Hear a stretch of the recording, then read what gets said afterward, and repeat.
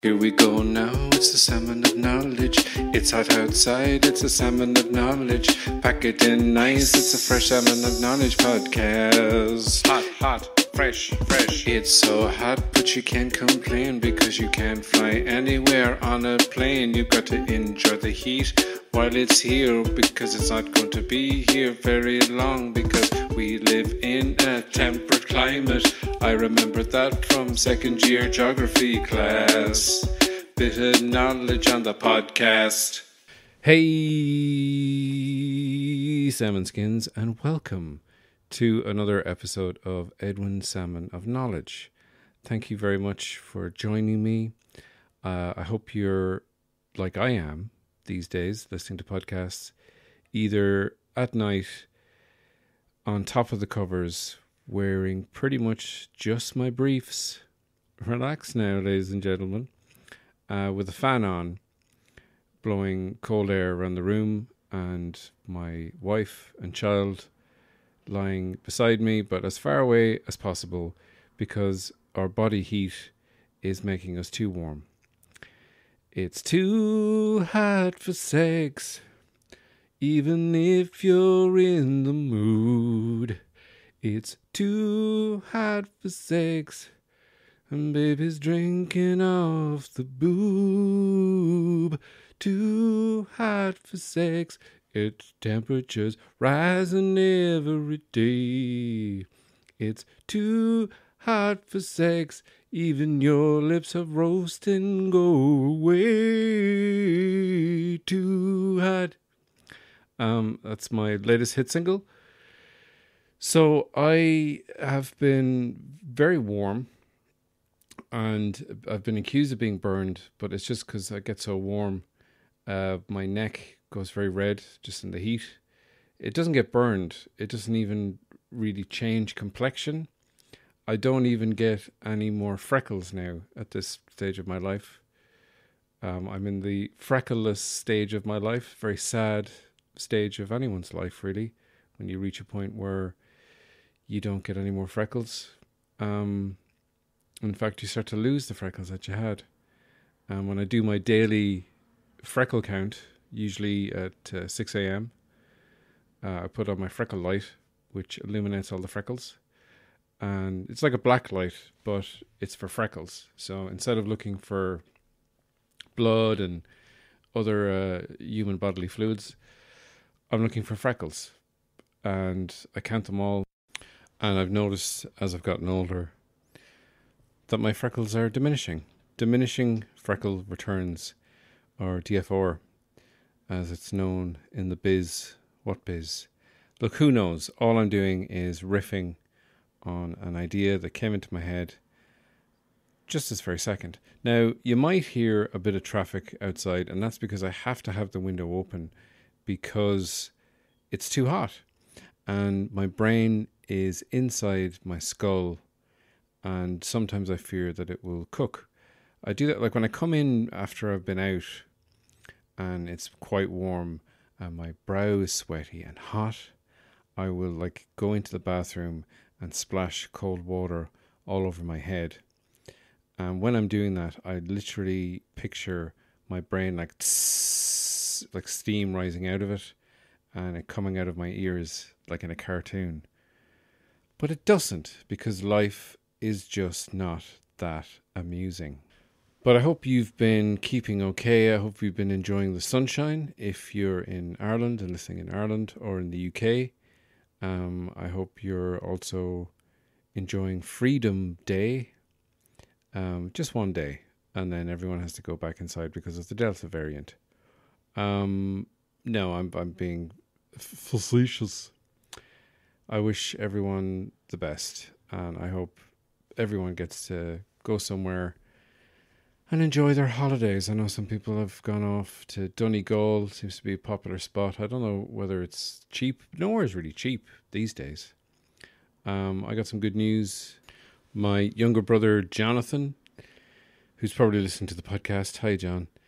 He is coming to Ireland. He's double vaccinated, which means he got two vaccines, two different types. He got the 2-shot Pfizer, I think, or AstraZeneca, which always makes me sound like I'm drunk when I say that. Can I give me an AstraZeneca, please? Take 2 AstraZeneca and call me in the morning. So Johnny has done that. He has taken all the vaccines, everyone he can get. He's just kicking them out of German people's hands, snatching them from their veins and putting them into his own. So he's quadruple vaccinated. So he's now immortal. And it doesn't really matter when he comes home because he'll never die. No, he's coming back in like a week and a bit, which is great because I haven't seen him in a long time. And he's also coming over with his girlfriend, Giuditta. He's probably listening. Hello, Giuditta. Or she's actually Italian, so hello, Giuditta. How are you doing? And I speak fluent Italian. I should have told you that. Although you might have heard it on Love Notes, the soap opera that I did. That I'll have to do another episode of that because I promised that, then never did it because it was kind of too much work. And lately, I've had a baby. I say that like, I just had it for a while and now I've given it back. I had it on a trial basis, or it was on a trial basis. So we had the, post-trial period interview. And I gotta say, the baby didn't do well. Mainly on its tummy. Shat itself mid-interview, which is never a good idea. Little tip for you. If you're ever going for an interview, don't shit yourself. Even if you're wearing a nappy. Especially if you're wearing a nappy, because it's going to make noise and it's going to smell. Now, the good thing about babies is, baby fact number 1, and I don't know how many baby facts I'm going to have in this episode, but I'm going to pepper in some facts because this podcast is called Edwin Salmon of Knowledge. So I feel now more than ever, in these post-pandemic, pre-pandemic, during pandemic, I don't know. Are we in a pandemic? We still are. But I think we need things to be what they are. This podcast has knowledge in the title, so knowledge therein should be within the episode. And I know some people are like, oh, I don't want to hear about babies. And it's kind of true. And it's kind of, like I've said before, I don't want to become one of those people who just goes on and on and on about his child, his baby. And that's all I can talk about. Because I think no matter what's going on in your life, if it's dominating your life, you can talk about it, I think. I mean, as a comedian, I would mind my life experiences and, if something happened where I met a crazy person in a smoking area or something, in a pub, or just in general, someone called to the house, or I had a random encounter, I'd be like, yes, this is something I can mine for comedy gold. So now, pubs aren't open, really. Restaurants are sort of open. Things are kind of half open, but, gigs aren't happening. Traveling isn't really happening that much. It's all very kind of, it's like everyone's sort of standing in a queue, but nobody knows where the end of the line is, and nobody knows when they're supposed to go next. And if that's a bad analogy, then so be it. I'm just really good at bad analogies. But my point is, fair enough, if you don't have a kid, maybe you don't want to hear about me having a kid. But look, that's what's going on in my life. I have always been, and I've met people who have kids when I hadn't had a kid. And is that correct English? Is this English on? Feedback from the bad English. Yeah, when I haven't had a kid and people have been talking about their kids, in my head I've been going, oh, for fuck's sake, please stop talking about your child. I can't relate. Now, a good comedian can talk about their kids and make it funny and make it relatable to parents, but also to people who don't have kids. And that's what I'm thinking about. I don't want to be some sort of Jim Gaffigan type comedian. I mean, I'd love to be as successful as him and possibly as funny as him, because I know he's quite clean, and because he's kind of religious, which is sort of weirdly oxymoronic. But then again, there is this notion of, if you're a comedian, you have to be like cool and aloof and outside society. And I don't believe in religion. I'm a rock star. I drink Budweiser because it's the king of beers. And I wear a leather jacket on stage, even though it's 24 degrees indoors, because I'm cool. I don't want to be like that. But I think you have to bridge the gap, is what I'm saying. So if I meet you and you don't have a kid and I have a kid, but say you've got an iguana that you love and take care of, you might talk for 40 minutes about, where you got the iguana, what his name is, how you take care of him, what kind of temperature he likes, what songs he likes to, rock to sleep to. Very much like a baby, except cold-blooded and eats flies and insects and grubs and such. And, and lettuce and whatnot. So I'm like, yeah, listen away. Now, I don't have an iguana, but I'm not going to go, fucking hell, one of these bloody iguana owners going on about their iguana. I listen to it because that's what's going on in your life. And then I will talk about, my child and how it doesn't have cold blood and it doesn't have to sleep under a heat lamp, and I don't have to leave it in a glass box. And I can't just go off for 8 hours or an evening and get drunk and come back and the iguana will be fine asleep under a rock with a half-eaten mosquito in its mouth, because it also keeps mosquitoes from the house. I'm going to meet you halfway. You tell me your shit, I'll tell you my shit, and then we'll talk about shit that's mutually interesting to us. And I think that's where some people fall down when they have kids. They get too involved in it. You have to be aware that people, to a certain extent, might want to hear about your children, but also they probably don't give a shit. You can talk to me about your kids if I meet you, and I have a kid, you have a kid, but that's really all we have in common, is that we've done this thing whereby we reproduce and keep the species going, because who knows how long it's going to keep going for. Anyway, that's my rant. And here's a baby fact. Baby fact. Talking about poop. Did you know that a baby's first poop doesn't stink?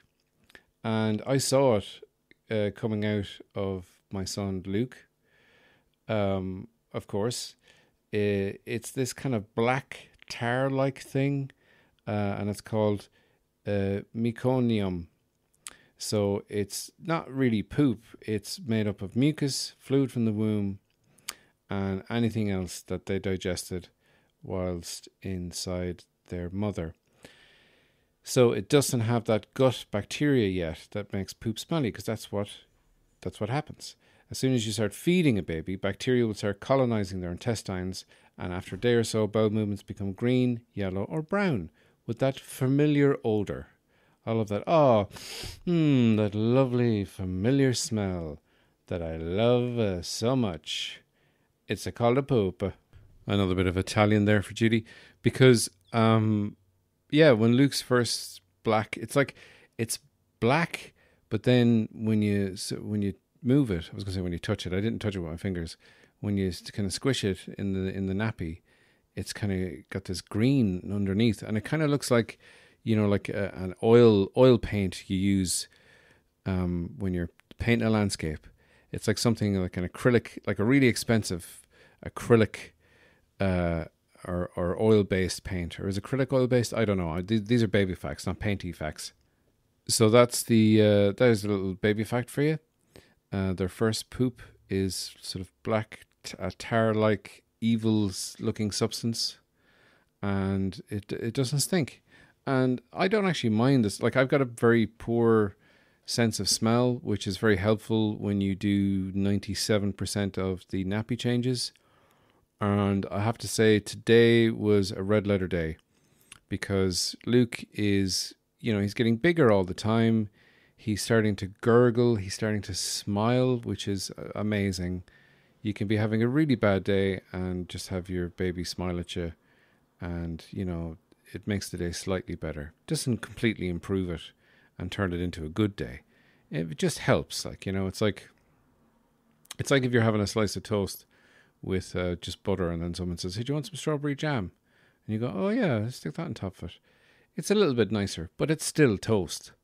So there's another amazing analogy from me. So yeah, he had probably one of the biggest poops of his short career. And one of those ones where it nearly spilled out into the border.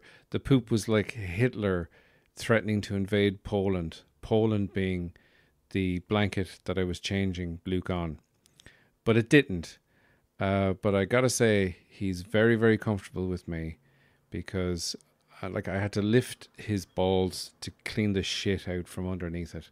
And he didn't bat an eyelid. He didn't stare at me the way that dogs do when they're going to the toilet, and they just kind of look at you in a sort of yeah, you're going to have to fucking clean this shit up. He doesn't do that. He actually goes very sort of quiet and meditative. And I don't think I'd be that calm if I had a large man looming over me with a wet wipe, leaning in and lifting up my ball sack. But hey, that's the father and son relationship, not the fully grown man and another fully grown man who's also a stranger relationship. So, look, that's all the baby stuff out of the way. Let's take a break and we'll be back with something else.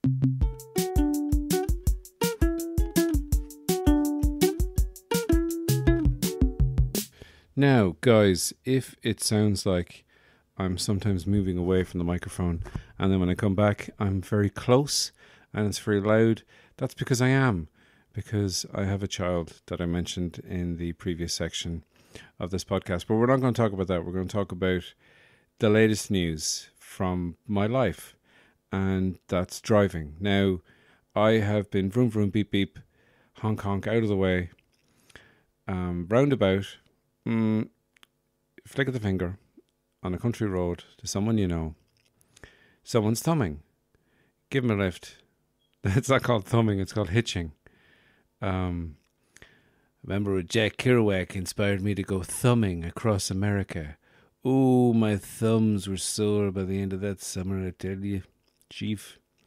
It's Quinn from Jaws joining me there in my brain for a few seconds. No, I've been driving around. I haven't picked up any hitchhikers. I haven't gotten to the stage where I feel comfortable picking up a hitchhiker because I don't want to, I need to be fully concentrating on driving, and I don't need any of my concentration to be taken up by thinking about whether or not the hitchhiker I've picked up is going to murder me or not.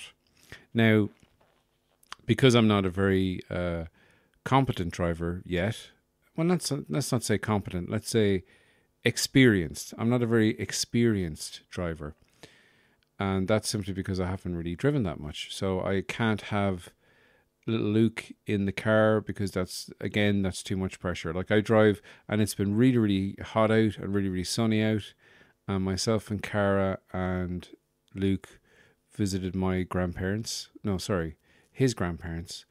We can't visit my grandparents because they're all dead. Well, we could have visited their grave, but that would have been a pretty one-sided conversation. And we went to Birr, County Offaly, where I'm from and where I was raised. And of course, Cara drove down there, and we stopped halfway along the road, along the journey. It's about an hour and a half from Dublin, so about 45 minutes. We stopped in a town that we keep calling Kilbeggan, even though it wasn't Kilbeggan. So apologies to Kilbeggan, and apologies to the town that we stopped in. But my advice to you would be, if you want to be remembered so I can talk about you in the podcast, then just be better, be more memorable. It's your own fault for being so bland and forgetful. I mean, it's just a one-horse town, and I didn't even see a horse. It's basically a street. I've stopped there once before and had food in a bistro that wasn't open. I mean, it wasn't open when we stopped there just last weekend. Of course, it was open the last time, and the bistro was called Harry's, and I think some people will know what it starts with a K, but I can't remember what it's called. I'm not about to go looking it up now because I'm in mid-flow here. I don't want to ruin my flow. So we went to a coffee shop type place because we saw there were, seats outside, outdoor seating. And so we went up, and there's a server there, a waitress, and she said, "Have you paid? Have you ordered inside?" Right? No.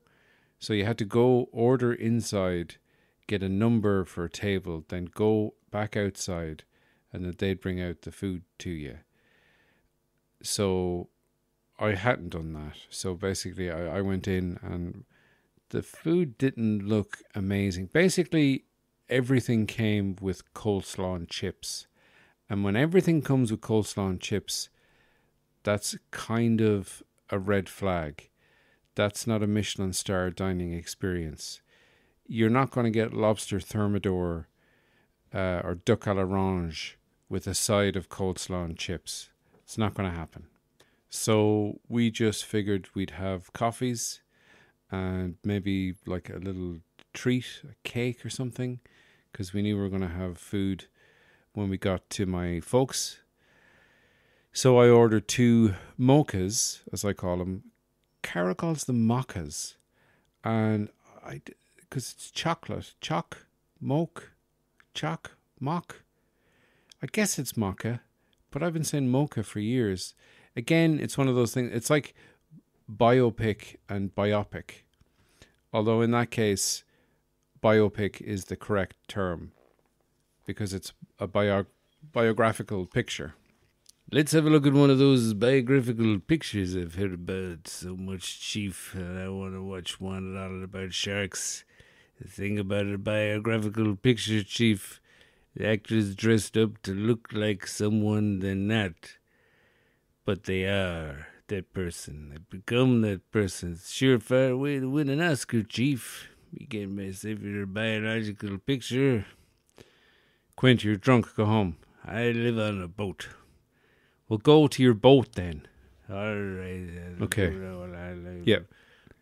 So we what? Along the gut. No, you know along the gut, Chief. You go and measure it with a ruler and make sure that's all right. I'm having it about Quint. And I'm never going to Quint. I'll never put on the hammer. Quint again. Get out of here. Okay. So anyway, there we were. Ordering mochas. And I went in, ordered the mochas, and I said, what treats do you have? I didn't say treats. What desserts do you have? I said. I wasn't like a child in a Christmas movie in the 1970s. Ooh, what lovely treats do you have for me? I don't know where that child is from. Eastern Europe, but grew up in England somewhere. So that's sticky toffee pudding. And I ordered that. And that was the plus. That was the star of the meal. Because that sticky toffee pudding came with cream and ice cream. So, I mean, we should have just ordered ice cream. I don't know why we were ordering like sticky toffee pudding and 2 hot coffees. But mochas. So I asked for mochas because they're on the menu. And look, they were fucking €4 each, which is a lot of money for a mocha. Even in Dublin, that's a lot of money for a mocha. Never mind Kilbeggan or Kiltormer or Kilcormac or wherever we were. One of the Ks. It wasn't Kilkenny. Kilkenny's actually nice. So we went, shout out to Kilkenny, all my KK fans. Hurling boys. Oh, we are so jealous of their hurling abilities. So I asked for the mochas, and then because Cara is lactose intolerant, I said, and I kind of, in my head, was like, oh, this is going to sound like, it's not notionsy now in a big city to ask for oat milk or almond milk or any kind of milk that doesn't come from a cow or a goat or a sheep. But in Kilfalfa, it's very notionsy. If you're in the Midlands, I thought this could, basically if there was a jukebox playing or someone playing jangly piano, if I said, oh, can we get those mochas with oat milk, please? It would have been like the music would have stopped. People would have turned. Someone would have dropped their mug. A baby would have started crying. Probably my baby. And then some lad would have set up one. Oat milk, is it? You're not in Dublin now. You'll have milk that comes from cows. The same way we had it. That's the way I drink mochas. And my father. And his father before him.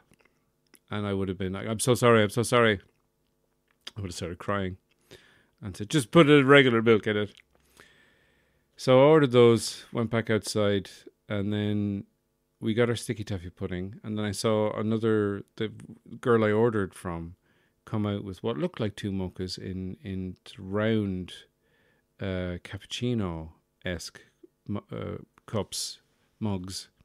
Now I sound notionsy that these coffees have to be specifically in the specific cups that they were designed to be contained within. The coffee containment field, made of porcelain. So she kind of did a sort of a turn and walk away, much like Grandpa Simpson in that episode where he goes to the burlesque club and Bart's working the door and he goes in, turns around, puts his hat back on, goes out again. She did a sort of a Grandpa Simpson turn. That was a very specific reference, but I'm sure people will get it because people have seen that show called The Simpsons. And even though I haven't watched it in years, but look, that's a podcast for another time. So then we were eating our sticky toffee pudding, and pudding, waiting for our mochas to arrive. And we're about halfway through the sticky toffee pudding. I'm like, ooh, I really need that hot chocolatey coffee in this hot weather. And then our mochas arrived, but they arrived in those kind of tall, thin glasses, which I guess are latte glasses. Oh God, I'm such a wanker. And they weren't nice. I mean, I don't know but like it couldn't be the first time they'd made mochas because it was on the menu. And I kind of said sort of to myself, but out loud. So not to myself at all. I was like, do these people in whatever this town's name is know how to make a mocha? This sounds like the first one. And that same man stood up, stopped playing his piano. And I was like, oh, you're Dublin people coming down here thinking I drank mochas my whole life. This is what a mocha is. You don't even know what a mocha is. And I said, is it not pronounced mocha? And then we had to leave. We had to run out. They came out with us, after us, and they're right behind us, brandishing their own mochas that they'd made with perfectly steamed milk. And they were like, some of the froth got on the car, and we just got out of there as quickly as possible and made our way to Birr. And we were going to go to Birr Castle, which I have not spoken about on this podcast before, but Birr Castle, which contains a large telescope and a castle and about 200 acres of wonderful grounds and a lake house and all that kind of stuff. I think I talked about it on a podcast, Una Maladi's podcast, where she's talking about they do specific counties. So I was on talking about why Offaly is so great. And we drove because we didn't go to Birr Castle because it was booked out. I've just realised that, even though it's outdoors, it does have a little kind of museum there as well, but it's mainly just a big grounds. But obviously they could only let so many people in, and it was sold out because it was a Sunday, and we were going back early the following day. And there was like 500 tickets for the following day, but of course we couldn't go. I mean, it would have been a lot quieter as well, obviously being a Monday. But anyway, so we decided to go to the Birr Parklands, which has a sculpture park as part of the Parklands. It's about a half an hour's drive from Birr. So I decided to drive. Well, we kind of planned this. It wasn't I decided to drive. So we left Luke with my mum and dad, who were happy to take him. And we had that kind of little bit of fear and panic that you have when you leave your child with someone, even though it's the person who's raised not only you, but your brothers. So you trust that they know what they're doing. They've done it 3 times, although they haven't had a little baby for a long time. Because my nephews, niece, and my older brother and sister-in-law all came to visit as well. And my eldest nephew, Donica, who's 14 and getting up to 6 foot, and he's actually was picked, one of the 29 under-15 players picked for the Republic of Ireland official FAI soccer team Blitz extravaganza, which was happening this week up in wherever the official FAI headquarters is. I can't remember. It starts with a K. Kilbeggan? No, it's in Dublin. But he was there, like, staring at Luke, and he's massive. And I was saying, Donica, I remember when I held you in my arms for the first time when you were smaller than Luke is now. You were like a couple of weeks old. And Donica was like, God, yeah, what a memory. And I was like, Jesus, his voice is amazing. He's so grown up. So, yeah, so we left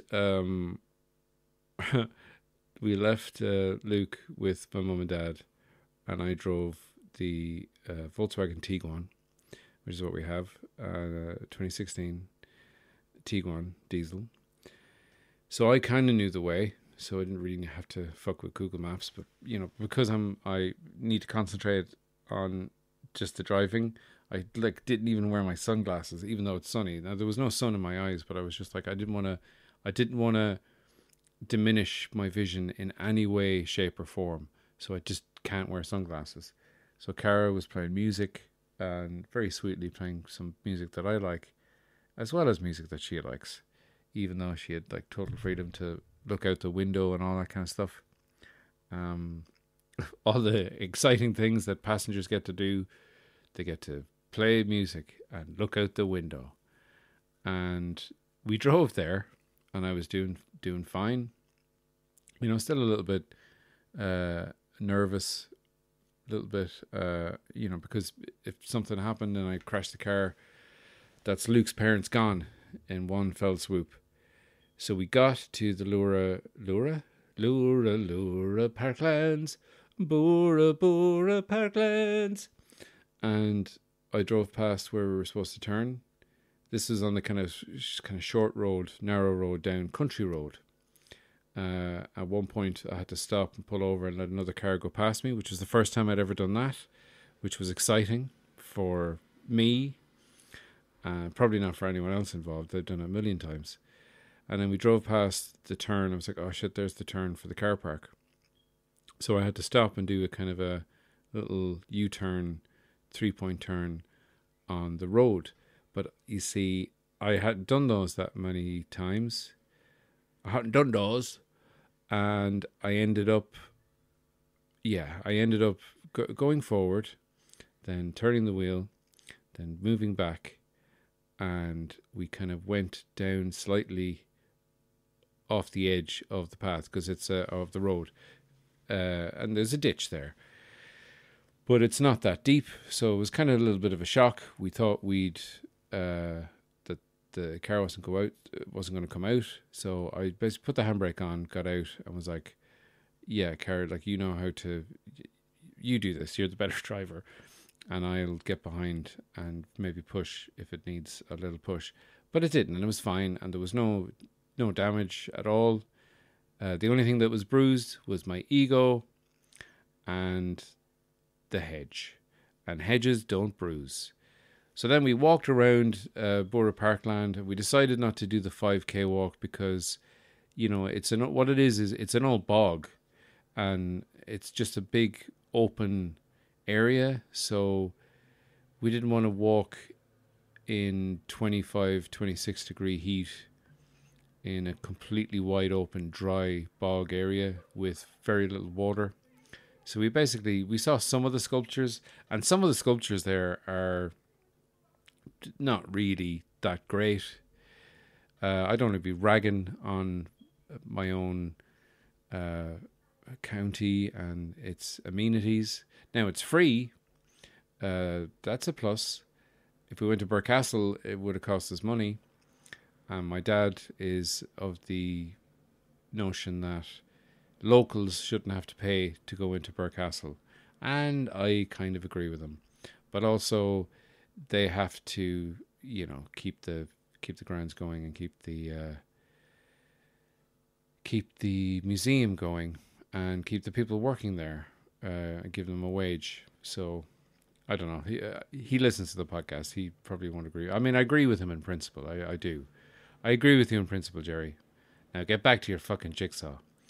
Hi, Dad. I love you.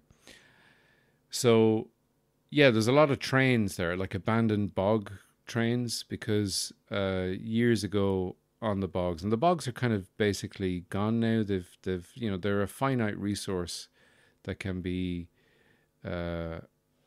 repurposed and are being repurposed by Bord na Móna, who've kind of segued and become a conservation company rather than a bog company that sells bogs and peat and turf. And the Briquette factory is still there. We drove past that. It's been there for like 70, 80 years maybe. And it's really old and cool and dangerous. And I don't know if they're still making briquettes there. I guess they are.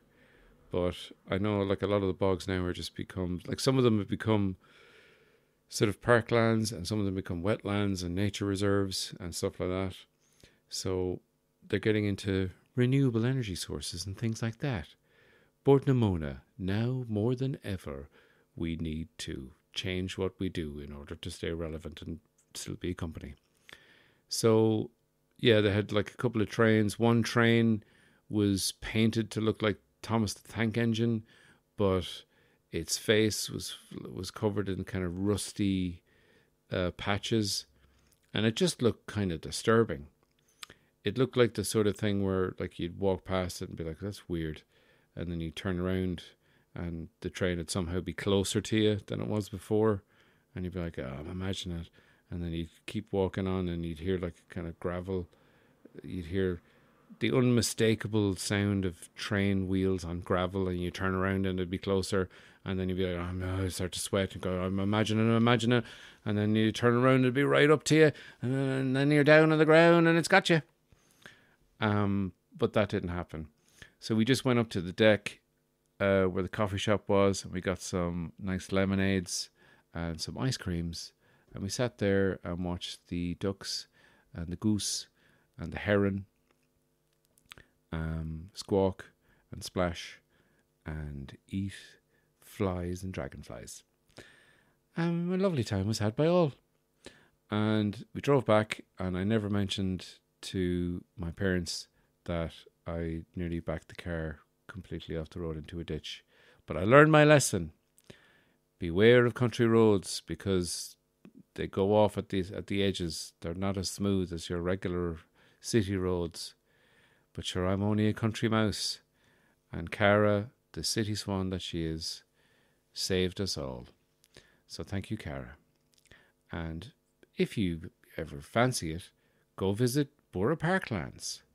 Borough Parklands, a place to visit in Offaly that's free. And it has a coffee shop and some trains.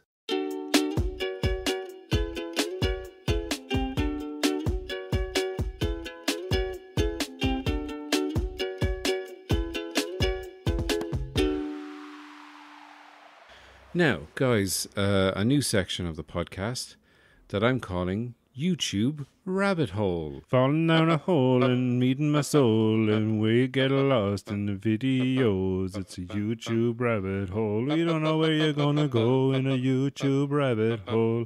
You don't know where you're gonna go. Where you're gonna go, you don't know. It's called a YouTube rabbit hole. So, guys, what I'm talking about here is, you know, I mean, we've all experienced it. You're on YouTube, you're looking at various things, you know, and sometimes the things that you're watching on YouTube are strange, comforting things that not everyone will find comforting. And sometimes you just go down a rabbit hole. You just keep following that same thread. And next thing, you're convinced that aliens have built the pyramids. But I haven't gone on those kind of rabbit holes lately.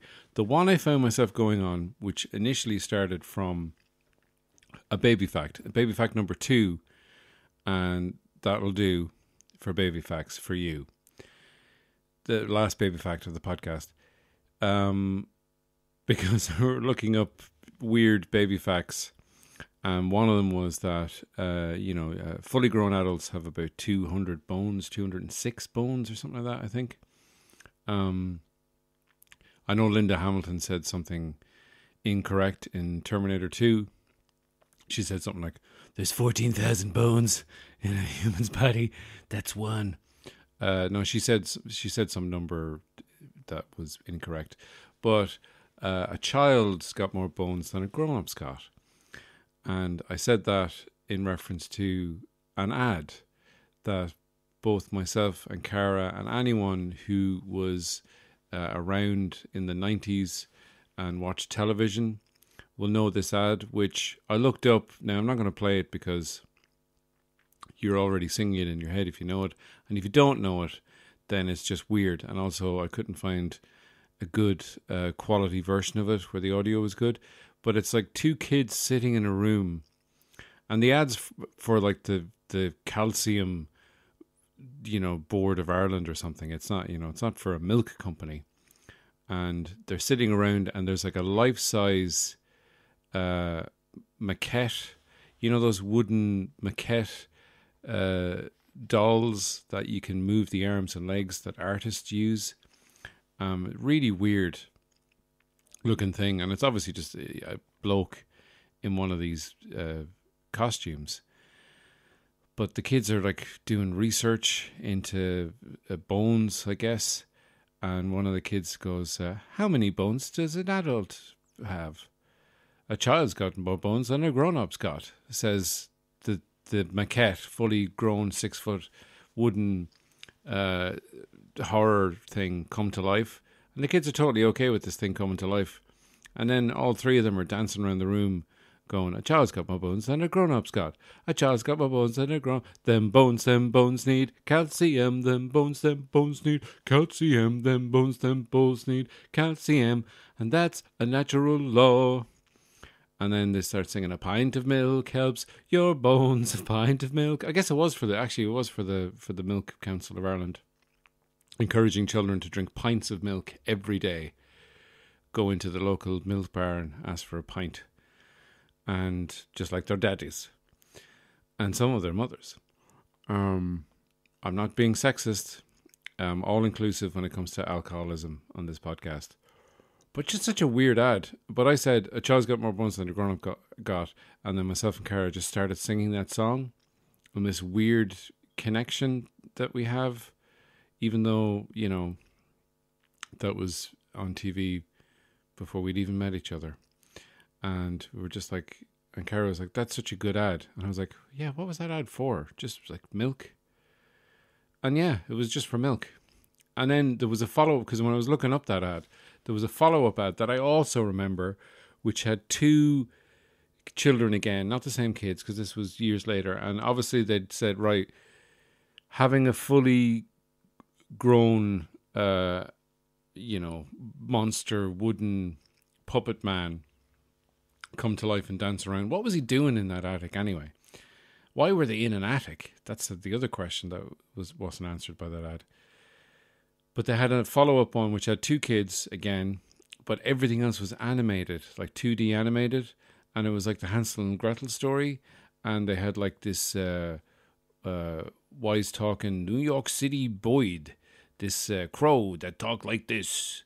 He talked like the way an Irish person doing an ad and doing the voice of a American Boyd talks. Hey, I'm an American.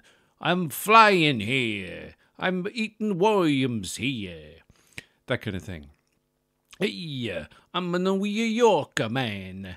I'm eating a slice of a pizza. And then he just goes Italian. But he had that, hey, kids, look at me. I'm a New York Boyd. And the kids, like, escape the witch and she splashes in the cauldron. And I know it's all, like, animated. And then they, like, skip happily out the door and home after murdering an innocent witch. And they don't seem perturbed by it at all. In fact, they're just hungry for milk. And again, it's them bones need. And I've sung that a couple of times now, so I'm probably going to be copyright violated on YouTube. And I won't get any incremental earnings from advertising on this podcast. I just want to take this opportunity before I go with my selection of the week, which I have taken a YouTube clip that I ended up going down a rabbit hole and going, what the fuck is this? And finding it kind of weird and amusing. And then I made a little song out of it. But I just want to thank everyone who's given me,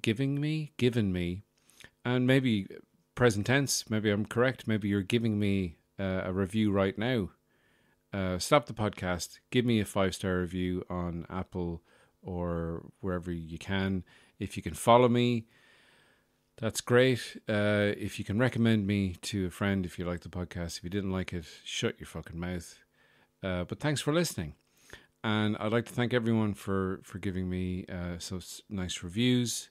It really helps me.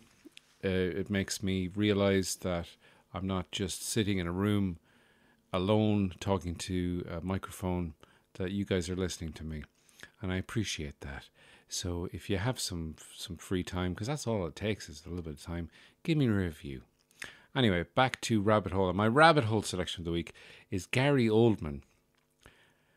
Famous actor Gary Oldman, who now is an old man. And he was all cool and sort of mysterious and dangerous when he was a young actor playing Dracula.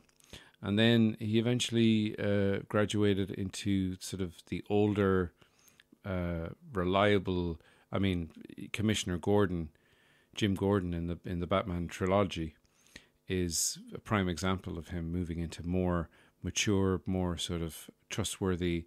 Like he played fucking Sid Vicious for Christ's sakes, and Dracula, and that mad pill popping cop in Leon the Professional, and that crazy guy in The Fifth Element. I can't remember what his name was, with the weird kind of half Hitler haircut. But Gary Oldman I think he was accepting an award probably for that movie he made where he played the Prime Minister of England. I can't remember what it was called. Major, that's what it was called. And he had loads of prosthetics and big glasses to look like John Major.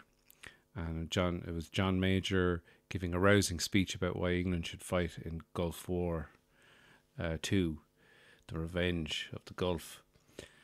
And he was accepting his award, and obviously it was around the time that Harvey Weinstein had been arrested or exposed as a serial rapist and abuser, and he's now in prison. But Gary Oldman gave this weird speech where he's talking about Harvey Weinstein. Excuse me. Just saying his name gives me gas. And he does mention that, and I've cut this part out, but I feel I should tell you what he said, just in case you think I'm being unfair to Gary Oldman. He does say that, I met him in 92, and he's just a weird guy. And I said to, obviously his agents, whatever, let's not work with him. And I never made a Weinstein picture. That's not what Gary Oldman sounds like. But he says, I never worked with him. I never made a picture with him. And you know, like, because some people were, you know, like Quentin Tarantino did all of these movies up until Weinstein was arrested with Harvey Weinstein. And sure enough, you can work for someone horrible and then kind of go, oh wait, they're horrible. But like a lot of it, you wouldn't know, or a lot of it was, and I think you might hear this in Gary Oldman's thing where he's talking about evolution and how a wheel is turning, and we're still coming out of the mists of time. I don't know what he's talking about, but he's like this weird babbling kind of speech, and I just thought it was kind of funny, and I could put it into a little jingle. But the only reason I got there was not because I was looking up favorite prime ministers of Britain and who played them in movies. And actually, speaking of John Major, Johnny Lee Miller is going to be playing John Major in the next season of The Queen, which is going to have a lot of people going, oh, is John Major sexy now? It's like, no, Johnny Lee Miller is sexy, who's playing him. The same way that Gillian Anderson was sexy, and she's playing Margaret Thatcher, who was not sexy or nice, especially not to her daughter. If the crown is to be believed, it's the Queen. Did I call it the Queen there a minute ago? If I did, I apologise. I know some of you are screaming, it's the fucking crown! So I got onto this rabbit hole because I like to watch speeches from people. It doesn't matter who. I just kind of like watching. It doesn't matter who. I like to go back and watch like 90s acceptance speeches. And some of them are very funny, like the Mark Twain Prize that they give out to comedians. There's a very funny one. It's Steve Martin giving a speech about Tom Hanks, when Tom Hanks is being given the AFI Lifetime Achievement Award. And it's very, very funny. He gives very good speeches. So I just ended up on this Gary Oldman speech, and I just thought it was funny. But again, this was at the point where I was like, right, time to turn off the internet and go to bed. So here's the little thing. It's only like a minute that I've cut from that weird Gary Oldman speech where he's accepting an award, but also talking about the whole Harvey Weinstein thing obviously in a way that's not thought out, and it's just come on him very quickly. And, you know, you can't blame him. But he's a great actor, except when he has to shout in a movie where he has an American accent and it always slips into his English. Like in one of the Batmans where he goes, "They knew we were coming!" And he doesn't sound American at all. So I hope you enjoy. And coming up after this is episode 2 of Baby Detective. What we do, what we say, how we do it, how we say it, and who we say it to, and who we do it to, is very important. When the curtain came down on Harvey, I looked at it as, it's evolution. A wheel is turning, there's another, it's turning a notch in the evolutionary wheel. We're still coming out of the mists of time. So, what we do, what we say, how we do it, how we say it, and who we say it to, and who we do it to, is very, very, it's very important. When the curtain came down, if that's exposed, then it's a good thing. So, no idea really what Gary Oldman is on about there. But anyway, guys, listen, here is I'm going to say long awaited, but it was just last week. Here is episode 2 of Baby Detective. This is one of the weirdest cases I'd ever faced in my very short life as a baby and a detective. I was called down to the hospital because someone had stolen all the milk from the nursing mothers, and my leads had all dried up, much like the breasts of those mothers. But I determined that the trail led outside the hospital. The milk hadn't been drunk. It had been stolen. But who would have stolen it? And why? And where did they steal it to? And how come I couldn't find them? These were all questions I was going to answer. Because I'm Baby Detective. Jonathan Baby, a.k.a. Baby Detective. And I get awful grumpy if there's a crime left unsolved. For you see, crime doesn't nap, and neither do I. Thank you so much for coming, Baby Detective. Please do keep me informed. I'm very interested in what happens with this case. Of course I'll keep you informed. Well, you're the doctor. Why wouldn't I keep you informed? By the way, that orderly. Yes? I noticed. Your shifts end at 8, right? Yes, that's correct. How did you know our shifts end at 8? Of course, you're the Baby Detective. Well, just one question, Doc. Oh my God, you're right. It's Excuse half me, 8 sir. now. And You that talking to orderly me? is Yes. still on duty. Where's your, Plus, ID? his uniform looks homemade. IDs? Yes, it stands for identification. He's making a run for it.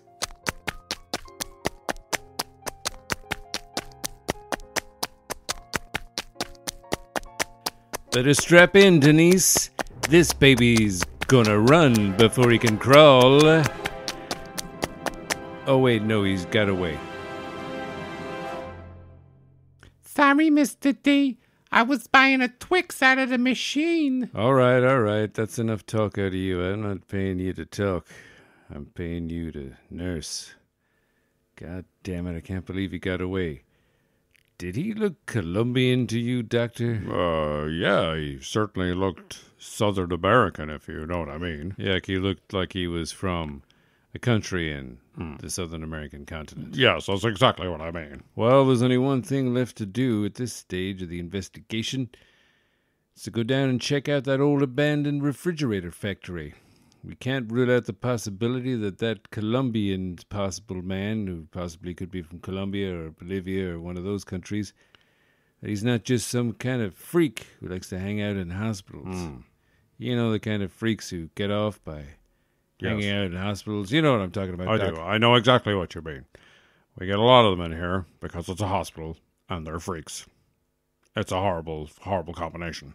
Well, let's hope my hunch and your hunch are right. 2 hunches make a right, as the old saying goes. Let's hope that it was just a freak. But I got a funny feeling it's connected. Because I'm a detective. Meanwhile, on the other side of town, in the old abandoned refrigerator factory... Boss, he's trouble. He's trouble? What is Yes. that you say to me, Bish? I say he's trouble. You are the trouble, Bish. What? Listen, Yes? I have a lot on my fucking plate. I'm a baby. I'm a cartel leader. I have a lot of merchandise. And I'm getting fat. And I'm getting a poopy nappy on my own supply. But boss, Shut up, your face. You listens to me and you listens. Yes, boss. You listens good, Bish. He's a detective. What? The hospital, boss. What about the He's hospital? a baby detective. What? A baby detective? You Yes. don't mean Jonathan Baby, do you, Bish? Yes. You better not be saying Jonathan Baby to me now. Well, I put a lot of effort into these operations. I know, boss. I don't want any fuck-ups Yeah. by anyone. You're perfectionist, boss. If you come to me saying Jonathan Babies, then we have problems. Yeah, He could be on his way over here right now. Yes. His detecting skills are second to I none. know, boss. Please tell me it's not Jonathan Baby. Please, no. Oh, you break my heart, Fernando. I'm just a messenger. I'm going to have to kill you now, Bish. No. We're Boss. going to have to shut down this operation. Sound the alarm. Let's move the merchandise out of here. But not so quickly as we don't leave clues behind for the Bish Jonathan Detective Senór Baby to find. There is only one Senór Baby, and that is me, Senór Baby. I think... Hey, where are you going? I wanted to leave because you're going to kill me. Yeah, that's fair enough, Bish. But look, I won't kill you for now. Oh, thank you. But you have to do one thing for me. Anything, Senór Baby. I want you to kill Detective Baby. Baby detective? Yes, Baby Detective. Kill that bitch.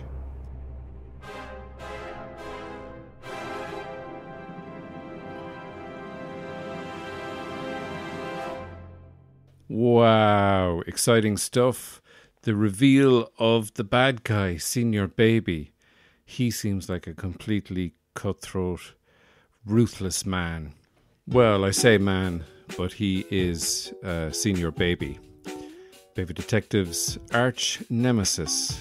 And they haven't even met yet. That's how much of nemesi they are. That's how entwined they are as nemesi. I guess that's the plural for nemesis. Guys, that's the end of the episode. Thank you so much for listening.